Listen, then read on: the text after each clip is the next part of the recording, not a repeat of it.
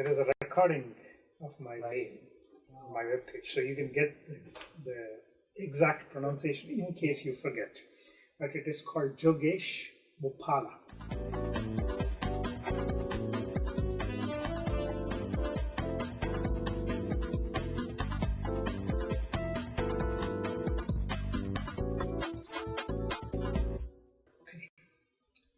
Well, this is the first time that I've heard this term called coding peasant.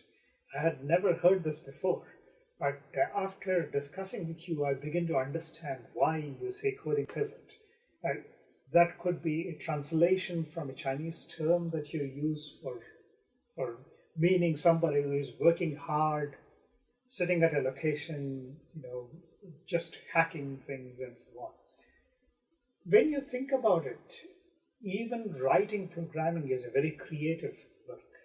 So even though you may see a programmer sitting at a desk and then continuously typing things, there is a lot of creative process that happens in the head when you're writing the program. So we should not forget that fact. So programming is not simply like plowing a field or digging the ground to plant seeds. Programming is a very creative work, and it's a solitary work, meaning that you do all by yourself and you are in your own thoughts. So for an introverted person, programming is a wonderful area to be in, because you are living with your own thoughts and you create from your own thoughts. So to me, a programmer is just like an artist, just like a musician. It's a creative job, not a laborious job, not a hardworking job. It's a creative job. Computer programming is a labor of love. You enjoy doing it, so that's why you do it. Well, that's the way I look at it. That may not apply to every single programmer. Most of the people are probably just struggling because they just need to do their job. But I would say if you start enjoying doing it, if you start enjoying the creative work of writing programs, then your work will become a lot more valuable to you. Because what you create as a program has never been created before. So what you write is totally your creation, not somebody else's creation. So that's something that you should take pride when you do programming.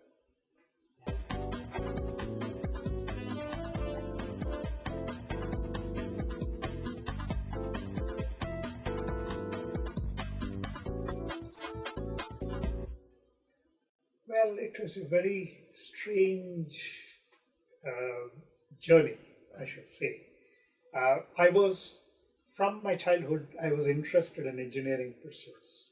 I always broke my toys, took them apart, trying to understand how they work and so on. So I was blessed with an engineering mind, something that puts things together, breaks things apart, and analysis and synthesis.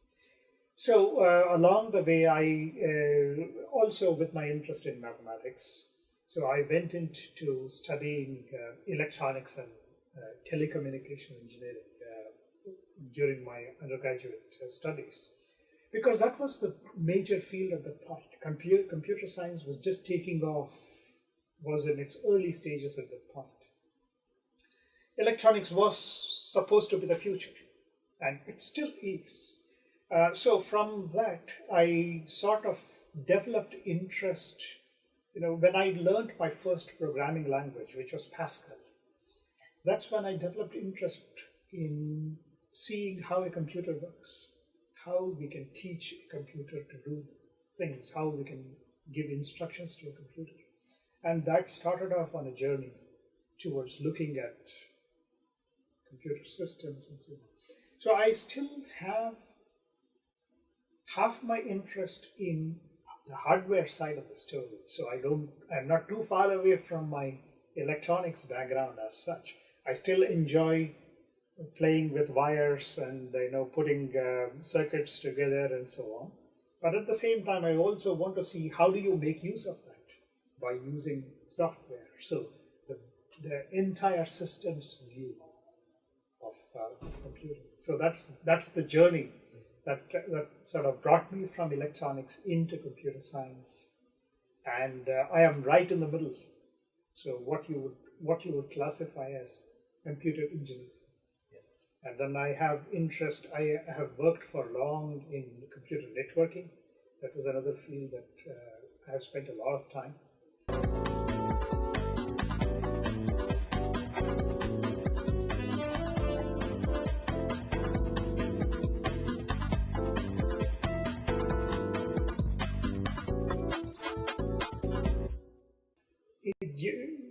Whenever I teach a course on basic programming like Java, I always remind the students that you need to appreciate the language. You need to appreciate the creativity that you can demonstrate using any language, be it a spoken language that you speak, or a written language, or a programming language. What you are trying to do is to channel your creative skills into coming up with something that has never been. So, when as a typical engineer, when you are at a younger age, you always looked at literature and language as something that was imposed on you, something that you had to torture yourself with just because you need to graduate from high school. But as you grow older, you begin to appreciate the beauty of language. You begin to appreciate how ideas can be expressed in words and how it can have impact on a person, on somebody else. The creativity of the person that wrote those poems that you hated as a high school student, but now you begin to see the beauty of them because you don't have to take exams anymore. You don't have to explain what the poet meant at that point. You couldn't understand it at that age because you were too immature at that age. Once you attain a certain level of maturity, you look at those same words and you begin to see the beauty of what was being conveyed by that poet, by that writer. Similarly, the beauty of what is conveyed through a programming language, the way you write your code, the beauty of the piece of code that you just came up with to solve that little problem that you needed to solve today. Appreciating that, appreciating your own creativity, that is what I mean by saying creativity doesn't have to be bounded by just one stream. Creativity comes from language. Language doesn't stand on its own. Language is used for creative expression. Whether it is for poetry, whether it is for writing, whether it is for expressing your ideas, or whether it is for writing a program to do something. The creative expression is what I want you to appreciate when you learn programming. And I'm sure you would appreciate these words a lot more when you are 20 years older than today.